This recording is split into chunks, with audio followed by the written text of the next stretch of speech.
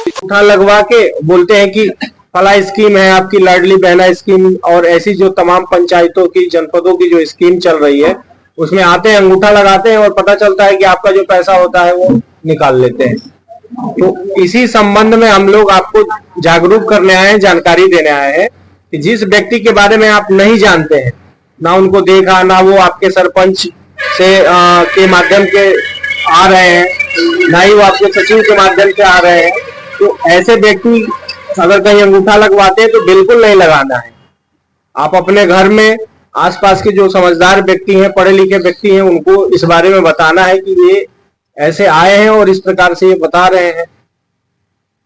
कुछ भी नहीं समझ में आ रहा है तो मोबाइल सबके पास है, छोटा सा 100 नंबर पे आप फोन लगा दीजिए तत्काल, तो कुछ समय बाद पुलिस आपके पास पहुंच जाएगी। बिल्कुल कुछ भी आपको नहीं समझ में आ रहा है कि अब हमको क्या करना है क्या नहीं करना है, सरपंच से भी बात नहीं हो पा रही है या कोई व्यक्ति आपको उस समय नहीं मिल पा रहे हैं जिनसे आप समझ सके, तत्काल आप 100 नंबर लगा दीजिए। ये तो आप लोगों के लिए था।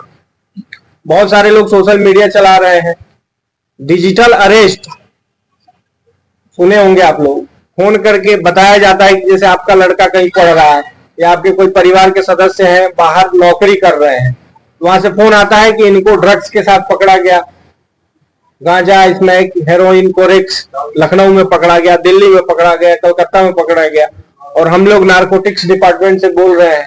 फिर आदमी घबरा जाता है, बोले इनको जेल में डाल दिया है, तो आदमी सोचता है कि कैसे बचा जाए, तो फिर वो आपको प्रलोभन देते हैं कि ठीक है आपको ये इस खाते में ये पैसा डलवा दीजिए, हम छोड़ देंगे। हम उस बात की तस्दीक नहीं करते हैं, जांच नहीं करते हैं कि वाकई में जिस व्यक्ति के बारे में ये बता रहा है वो व्यक्ति इनकी कस्टडी में है कि नहीं है। डिजिटल अरेस्ट जैसी कोई चीज होती नहीं है।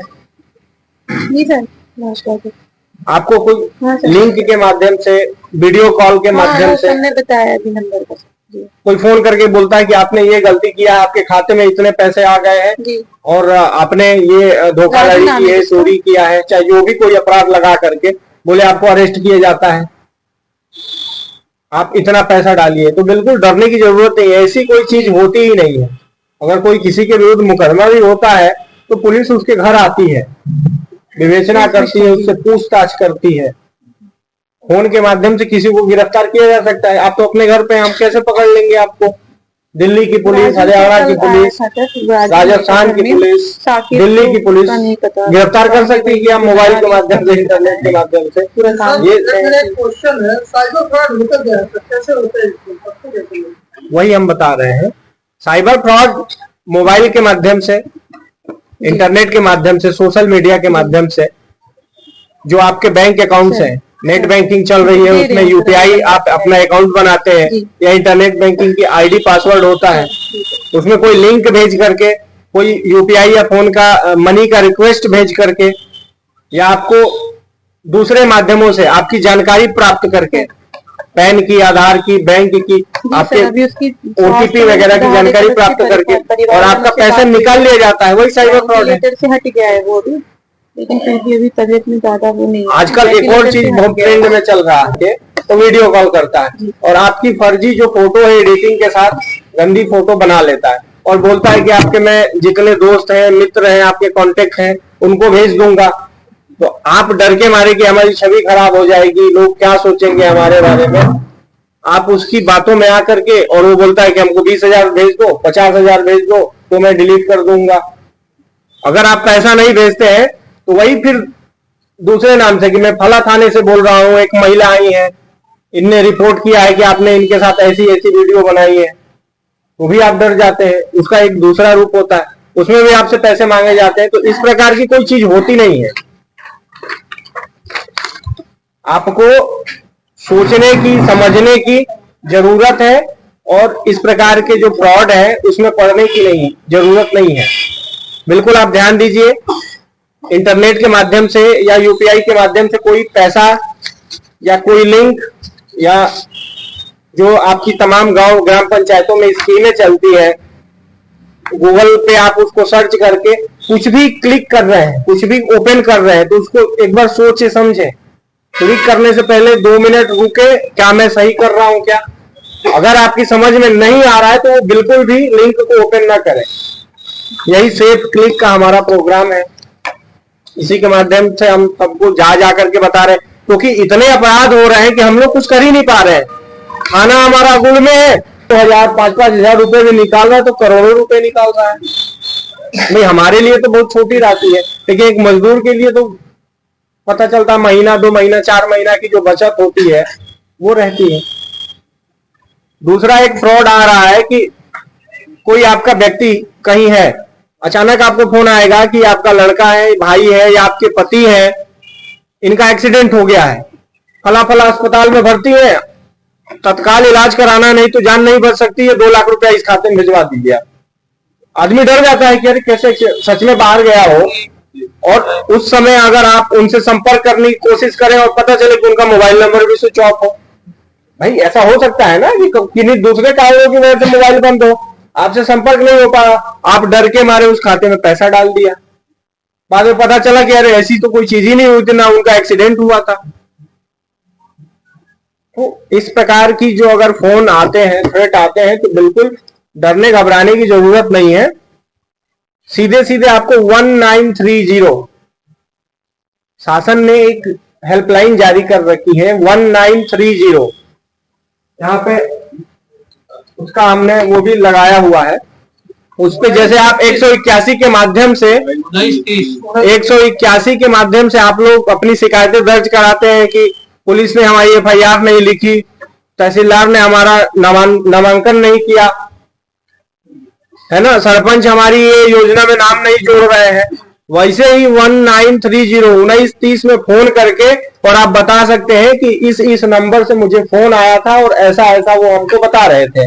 आप इनके खिलाफ ऑनलाइन शिकायत दर्ज करके और कार्रवाई करें। अगर आपका अपराध हो भी गया, पैसा कट गया, तो तत्काल आप 1930 पे फोन करके और अगर शिकायत दर्ज करा देते हैं तो का हमारे सरपंच साहब का, उपस्थित सभी वरिष्ठ नागरिकों का, हेलो, सभी लोगों को, आप सभी को नमस्कार। मैं DSP हेडक्वार्टर हूँ यहाँ हिमालय पाठक, ये गुड़ थाना मेरे अंतर्गत ही आता है। जैसा कि थाना प्रभारी साहब ने आप सभी को बताया कि ये अभियान क्यों चला रहे हैं, लोगों को जाकर हम 10 लोगों को, 5 लोगों को, जहाँ जैसा लोग मिल रहे हैं हम लोगों को जागरूक कर रहे हैं। क्यों? क्योंकि पुराने समय में हम अपराध सुनते थे कि भाई डकैती हो गई है ना, लूट हो गई, आगजनी हो गई, हत्या है, और ये सारे अपराध जो हम सुनते रहे हैं अभी भी होते हैं। लेकिन आज के समय में जो प्रचलन में जो अपराध हैं वो साइबर अपराध, सब सुनते हैं साइबर अपराध, साइबर अपराध, साइबर अपराध। क्या है साइबर अपराध? ग्रामवासी बेचारे कई तो ऐसे हैं हमारे यहाँ कि जिनके पास अभी फोन भी नहीं होगा, फोन का उपयोग करना भी नहीं जानते होंगे। और इस टाइम में, टेक्नोलॉजी के समय में, जब तकनीकी इतनी ज्यादा बढ़ गई है कि आज के समय में प्रत्येक व्यक्ति के पास फोन है, तो इस समय फोन के माध्यम से जो अपराध हो रहे हैं, टेक्नोलॉजी का उपयोग करके जो अपराध हो रहे हैं, उनको हम साइबर अपराध कहते हैं।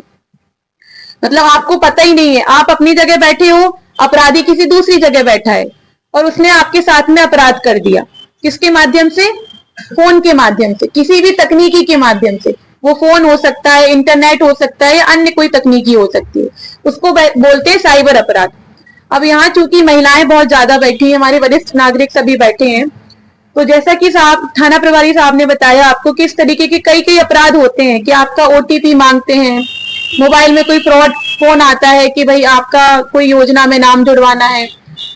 तो आप लोगों के लिए विशेष रूप से क्या होता है कि जो पेंशन भोगी हैं, फोन आया कि हम पेंशन कार्यालय से बोल रहे हैं, ट्रेजरी से बात कर रहे हैं, आपकी पेंशन आनी है, आपका अंगूठा लगना है, आपका KYC होना है, आप अपना मोबाइल नंबर में एक OTP आया होगा और बता दीजिए। और कई बार व्यक्ति इतना व्यस्तताओं में रहता है, हो सकता है आप किसी ऐसी जगह में बैठे हैं कि आप सोच ही ना पाए कि ये फ्रॉड हो सकता है, और होता भी है। सामान्यतः जो हमारे यहाँ आवेदन आते हैं उनमें यही होता है कि पढ़े से पढ़े लिखे व्यक्ति, अच्छे नागरिक जो पढ़े हैं, सब हैं, उनके साथ में भी फ्रॉड हो रहा है और बहुत बड़ी रकम चली जाती है। जब उनसे पूछा जाता है तो वो बेचारे एकदम वो रहते हैं स्तब्ध कि हमने कैसे बता दिया, हम तो जागरूक हैं, हम जानते हैं कि OTP नहीं बताना है। तो आज के समय में OTP फ्रॉड हो गया, पेंशन कार्यालय से बात कर रहे हैं, तो आपको ये नहीं करना है। जब तक आप संबंधित विभाग से बात ना करें, आपको किसी भी तरीके की जानकारी, अपने आधार कार्ड नंबर या अन्य OTP नंबर किसी को भी शेयर नहीं करना है। फिर आपका किसी योजना में नाम जुड़वाने के लिए फोन आएगा,